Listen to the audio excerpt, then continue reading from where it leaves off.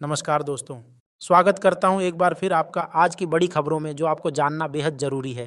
तो चलिए बिना किसी देरी के नज़र डालते हैं आज की बड़ी खबरों पर। नागपुर में एक इंडस्ट्रियल यूनिट उस वक्त मातम में बदल गई जब पानी का विशाल टैंक अचानक फट गया। धमाका इतना तेज था कि काम कर रहे मजदूर संभल नहीं पाए। मलबे में दबकर 3 लोगों की मौत हो गई जबकि 3 गंभीर रूप से घायल हैं। जांच शुरू कर दी गई है। महुआ मोइत्रा के खिलाफ सीबीआई का चर्चित कैश फॉर क्वेरी मामला कोर्ट में टिक नहीं पाया। केस के धराशायी होते ही विपक्ष ने राहत की सांस ली। नेशनल हेराल्ड के बाद ये दूसरी बड़ी कानूनी राहत मानी जा रही है जिसने सियासी माहौल को फिर गर्म कर दिया। पाकिस्तान के उप प्रधानमंत्री इशाक डार ने एक बार फिर सिंधु जल संधि का मुद्दा उछालते हुए भारत को चेतावनी दी है। उन्होंने कहा कि अगर पाकिस्तान का पानी रोका या मोड़ा गया तो इसे युद्ध की कार्रवाई माना जाएगा। बयान से दोनों देशों के बीच तनाव की सियासी सरगर्मी तेज हो गई। रायपुर में प्रवर्तन निदेशालय ने बड़े रियल एस्टेट इन्वेस्टमेंट फ्रॉड मामले में ताबड़तोड़ छापेमारी की। करीब 2000 करोड़ रुपए से अधिक की कथित ठगी से जुड़े इस केस में कई ठिकानों पर कार्रवाई हुई। जांच एजेंसी को मनी लॉन्ड्रिंग और फर्जी निवेश नेटवर्क के अहम सुराग मिलने की उम्मीद है। प्रधानमंत्री नरेंद्र मोदी आज विश्व स्वास्थ्य संगठन की ग्लोबल समिट में मुख्य अतिथि के रूप में शामिल होंगे। मंच से भारत के वैश्विक स्वास्थ्य योगदान, आयुष्मान भारत और महामारी प्रबंधन पर चर्चा होगी। यह आयोजन भारत की बढ़ती वैश्विक भूमिका और स्वास्थ्य कूटनीति को नई धार देने वाला माना जा रहा है। दिल्ली एयरपोर्ट पर घने कोहरे ने हवाई यातायात को बुरी तरह प्रभावित किया। दृश्यता बेहद कम होने के कारण सैकड़ों यात्रियों को परेशानी का सामना करना पड़ा और बड़ी संख्या में उड़ानें रद्द करनी पड़ी। एयरपोर्ट पर घंटों अफरा तफरी का माहौल रहा। यात्रियों में नाराजगी भी देखने को मिली। बैंक ऑफ जापान ने ब्याज दर बढ़ाकर 0.75% कर दी है, जो 3 दशकों में सबसे ऊंचा स्तर माना जा रहा है। इस फैसले से वैश्विक बाजारों में हलचल मच गई है। महंगाई और कमजोर येन से जूझ रही जापानी अर्थव्यवस्था में यह कदम नीति के बड़े मोड़ के तौर पर देखा जा रहा है। बांग्लादेश में हादी की मौत के बाद हालात तेजी से बिगड़ गए हैं। कई इलाकों में हिंसा भड़क उठी, सड़कों पर तनाव साफ दिखा। हालात की गंभीरता को देखते हुए अंतरिम प्रमुख यूनुस ने दोपहर में हाई लेवल बैठक बुलाई है। सरकार पर हालात काबू में लाने का दबाव बढ़ता जा रहा है। ढाका की सड़कों पर हादी हादी के नारे गूंज रहे हैं। हालात इतने जहरीले हो गए हैं कि जमात और इनकलाब मंच से जुड़े नेता खुलकर अवामी लीग और भारत के खिलाफ आग उगलते दिख रहे हैं। बयानबाजी ने माहौल और भड़का दिया है, जिससे क्षेत्रीय चिंता भी गहरी होती जा रही है। लखनऊ में भारत और अफ्रीका के बीच रद्द हुए मैच को लेकर दर्शकों को राहत मिली है।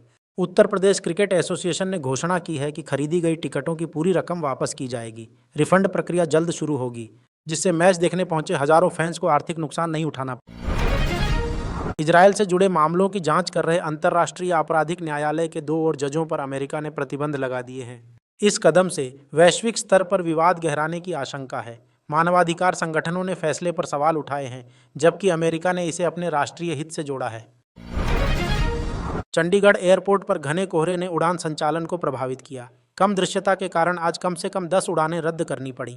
यात्रियों को घंटों इंतजार और असुविधा का सामना करना पड़ा, जबकि एयरलाइंस ने वैकल्पिक व्यवस्था और रीशेड्यूलिंग की सलाह दी है। मुंबई में बॉलीवुड अभिनेत्री शिल्पा शेट्टी के घर पर इनकम टैक्स विभाग ने छापेमारी की। कार्रवाई से फिल्म और कारोबारी गलियारों में हलचल मच गई।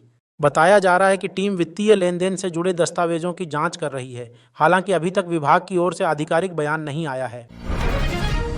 महाराष्ट्र में राजनीतिक हलचल के बीच मुख्यमंत्री देवेंद्र फडणवीस ने खेल मंत्री माणिकराव कोकाटे का इस्तीफा स्वीकार कर लिया है। इस्तीफे के बाद राज्य की राजनीति में चर्चाएं तेज हो गई हैं। माना जा रहा है कि यह फैसला गठबंधन संतुलन और बढ़ते दबाव के बीच लिया गया है। हिजाब प्रकरण के बाद बिहार के मुख्यमंत्री नीतीश कुमार की सुरक्षा व्यवस्था और कड़ी कर दी गई है।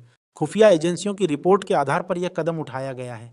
प्रशासन किसी भी संभावित खतरे को लेकर सतर्क है और मुख्यमंत्री की गतिविधियों पर विशेष निगरानी रखी जा रही है।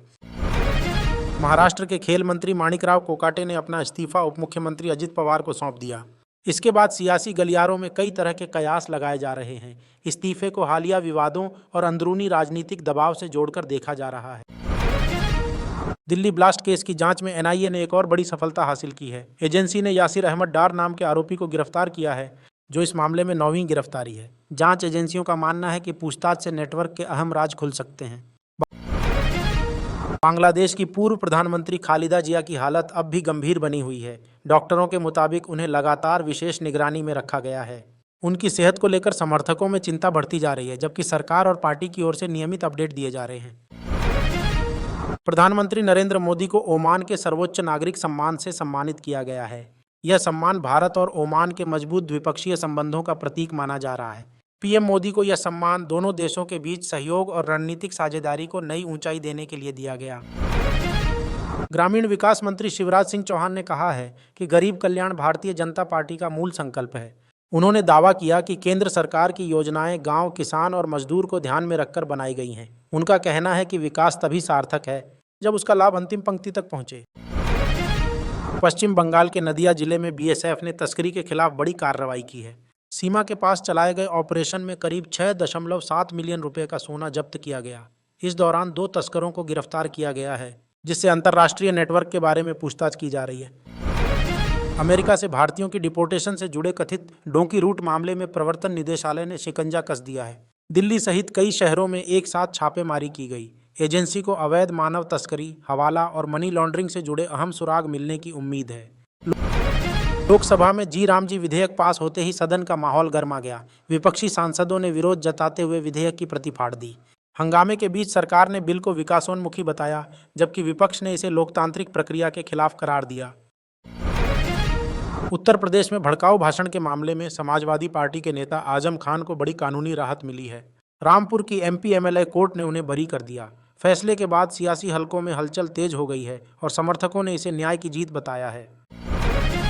लोकसभा में ग्रामीण विकास मंत्री शिवराज सिंह चौहान ने कहा कि सरकार किसी के साथ भेदभाव नहीं करती। उन्होंने जोर देकर कहा कि देश का हर नागरिक बराबर है और पूरा भारत सरकार के लिए एक समान है। बयान को विपक्ष के आरोपों के जवाब के तौर पर देखा जा रहा है। प्रधानमंत्री नरेंद्र मोदी ने प्रसिद्ध मूर्तिकार श्री राम सुतार के निधन पर गहरा शोक जताया है। उन्होंने कहा कि राम सुतार की कला ने भारत को वैश्विक पहचान दी। उनके योगदान को देश हमेशा याद रखेगा और आने वाली पीढ़ियां उनसे प्रेरणा लेती रहेंगी। उत्तराखंड में कैंचीधाम मार्ग पर बड़ा हादसा हो गया। पर्यटकों से भरी एक स्कॉर्पियो वाहन खाई में गिर गई। इस दर्दनाक दुर्घटना में एक बच्ची समेत 2 महिलाओं की मौत हो गई, जबकि अन्य घायलों को अस्पताल में भर्ती कराया गया है। राजधानी दिल्ली में घने कोहरे ने जनजीवन अस्त व्यस्त कर दिया है। दृश्यता बेहद कम होने के कारण दिल्ली एयरपोर्ट से अब तक 22 उड़ानें रद्द की जा चुकी हैं। यात्रियों को भारी परेशानी का सामना करना पड़ रहा है और हालात सामान्य होने का इंतजार किया जा रहा है। दिल्ली में जल संकट और वाटर ट्रीटमेंट प्लांट को लेकर बीजेपी नेता प्रवेश वर्मा ने आम आदमी पार्टी सरकार पर निशाना साधा है। उन्होंने कहा कि ऐसे बुनियादी काम सरकार को पहले ही पूरे करने चाहिए थे। बयान से राजधानी की राजनीति में आरोप प्रत्यारोप तेज हो गए हैं। छत्तीसगढ़ के सुकमा जिले में सुरक्षा बलों और नक्सलियों के बीच मुठभेड़ हुई है। पुलिस की कार्रवाई में 3 नक्सली मारे गए हैं। इलाके में सर्च ऑपरेशन जारी है और सुरक्षा एजेंसियां इसे नक्सल विरोधी अभियान की बड़ी सफलता मान रही। दिल्ली सरकार ने प्रदूषण पर नियंत्रण के लिए आज से बड़ा कदम उठाया है। राजधानी में नॉन BS6 वाहनों के प्रवेश पर रोक लगा दी गई है। इस फैसले से पुराने वाहनों पर असर पड़ेगा, जबकि सरकार का दावा है कि इससे हवा की गुणवत्ता में सुधार होगा। म्यांमार में एक बार फिर धरती कांप उठी है। रिक्टर स्केल पर 4.4 तीव्रता का भूकंप दर्ज किया गया, जिससे लोग दहशत में आ गए। हालांकि अभी तक किसी बड़े नुकसान की पुष्टि नहीं हुई है, लेकिन प्रशासन हालात पर नजर बनाए हुए है। दिल्ली में प्रदूषण नियंत्रण को लेकर आज से सख्ती और बढ़ा दी गई है। बिना वैध PUC सर्टिफिकेट वाले वाहनों को अब पेट्रोल या डीजल नहीं मिलेगा। सरकार का कहना है कि इस कदम से प्रदूषण कम करने में मदद मिलेगी। हालांकि वाहन चालकों को असुविधा का सामना करना पड़ सकता है। अमेरिका के नॉर्थ कैरोलिना में लैंडिंग के दौरान एक बिजनेस जेट दुर्घटनाग्रस्त हो गया। हादसे में कई लोगों की मौत की खबर है। राहत और बचाव कार्य जारी है, जबकि दुर्घटना के कारणों की जांच शुरू कर दी गई है।